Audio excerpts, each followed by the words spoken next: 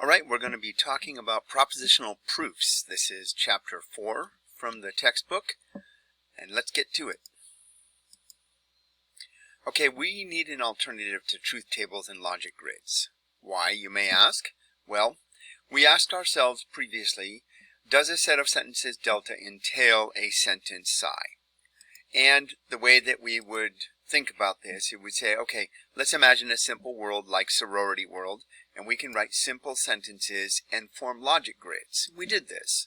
So we could have these sentences, for example, Abby does not like Dana, and so forth. And then we could conclude from that that Bess likes Cody. We did that using a logic grid, if you remember. When our world had fewer than 6 or 7 propositions, then we could form truth tables pretty simply. Here's one that has 3 propositions, and you can see that has 8 rows. But creating a truth table or logic grid is straightforward and practical, provided that the number of constituent proposition constants which form the premises is relatively small. Now the number increases exponentially as the propositions increase. For example, 10 proposition constants would require 1,024 cases. 20 propositions would require over 1,000,000 rows. So it's pretty obvious. We need an alternative to using truth tables to determine whether a set of propositions entail a logical outcome sentence. That's just what we have to do. We need to add logic reasoning to our repertoire. Okay, so let's get to doing that. I'm going to start with linear reasoning and logical proofs. So we've asked the question, does the set of sentences delta entail the logic sentence psi? Let's give an example. We'll start with some premises, and then we'll try to draw some conclusions based on those premises. What example can I give you that would help to explain this? So we might have a sentence that says Bess likes everyone. And you could conclude from that that Bess likes Cody. Obviously, because, well, Bess likes everyone. And if Cody is part of our world, then Bess likes Cody. That's an example of the kind of reasoning that we're going to do. So what is a rule of inference exactly? Well, it's a pattern of reasoning, and it consists of some schemas called premises and one or more schemas called conclusions. I'll give you an example of what that looks like. Again, remember, we're asking the question, does delta entail psi? So here's an example of some premises. Phi implies psi, and phi.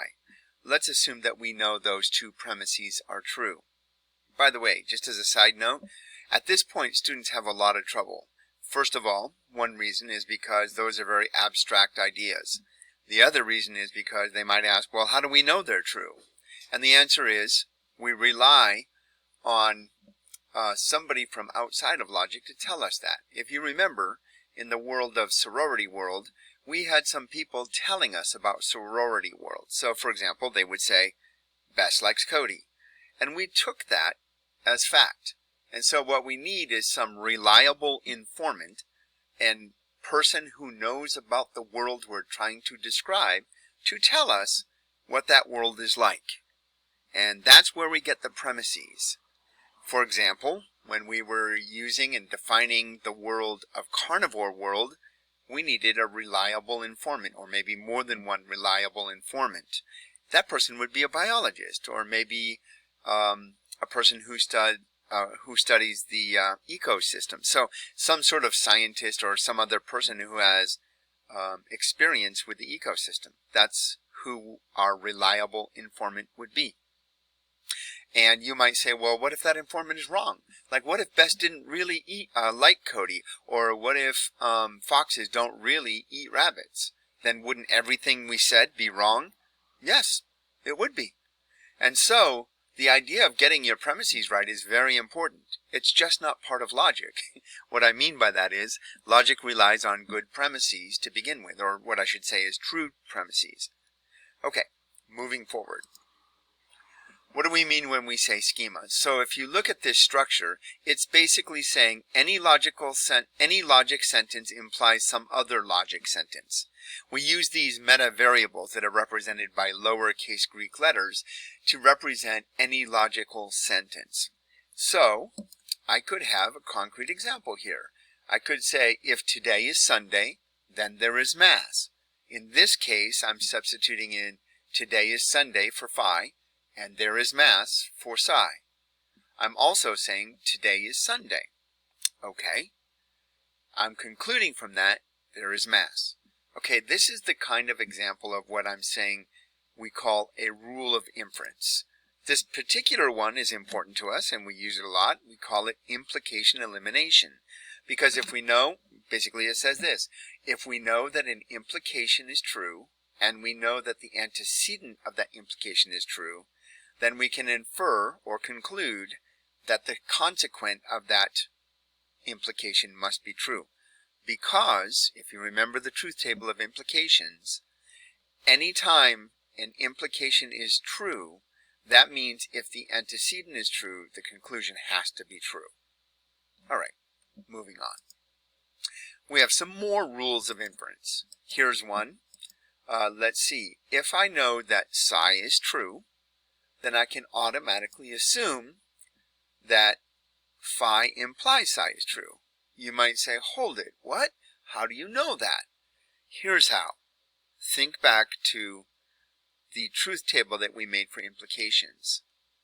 The only way the implication could be false was if the antecedent was true, but the consequent was false. Well, if we know that the consequent is true, it doesn't matter what the antecedent is, true or false. The implication will always be true. So here's an example of what that sounds like, or what that looks like with a concrete example. If we say bats eat fish, we know that because our reliable informant, the biologist, told us that. So I can conclude that if bats are birds, then bats eat fish. And you might say, hold it. How do you know bats are birds? First of all, I don't know bats are birds, and this sentence doesn't say that. Although many people would misinterpret it. What they would be thinking is they would be thinking, if a bat eats fish, then a bat is a bird. But that's not what that sentence says. I could also have written a sentence that said, if today is Tuesday, then bats eat fish. Or if the sun rises in the east, then bats eat fish. Or if white is my favorite color, then bats eat fish. Basically anything, then bats eat fish. Why? Because if bats eat fish is true, then the implication is true. That's a little tricky. And that's sometimes how people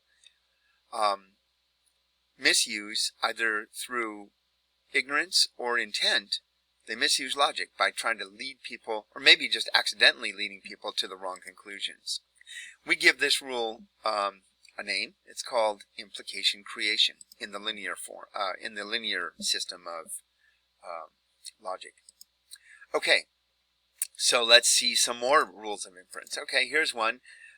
You might not be surprised that we call this implication distribution, because if you'll see, this implication is being distributed over this other implication. Not a surprising name. Okay, what's this one going to be called? This one is contradiction realization.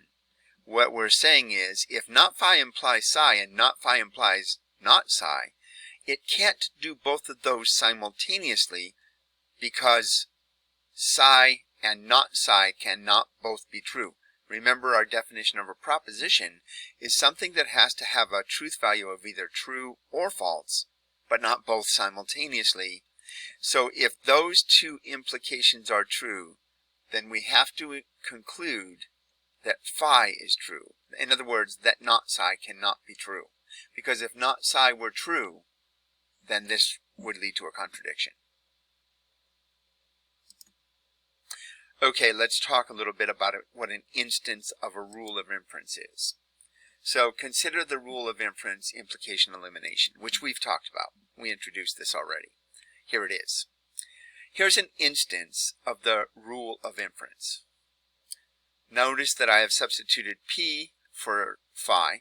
And by the way, when you're substituting in a sentence for this meta variable, you have to substitute in the same sentence for every place where the meta variable occurs. So if I call it P here, I have to call it P there. That's what I've done. And you might be saying, well, that's just the exact same thing. You didn't change anything. But in our system, The lowercase Greek letters represent meta-variables. They can stand for any logic sentence. And the lowercase letters that I'm using here stand for proposition constants. That's the difference. Let's see another instance just to help clarify what I'm saying here. This is another instance of this same form. Notice here, though, what I have is I have the antecedent is actually a disjunction. So I'm saying phi in this case is a compound sentence, R or S. Notice if I call it R or S here, I have to call it R or S here. Every time phi appears, the disjunction R or S has to appear. And psi is T and U. Okay, so what can I conclude from these two premises? I can conclude T and U is true. Remember, if we have the implication and we also have the antecedent true, then that guarantees us that the consequent is true. Okay, here's a concrete example. If today is Sunday or Wednesday, then there is Mass and there is communal meal. Notice how I started off my antecedent with a disjunction, Sunday or Wednesday, and my consequent is a conjunction, Mass and common meal. That's represented up here. And my second premise is today is Sunday or Wednesday.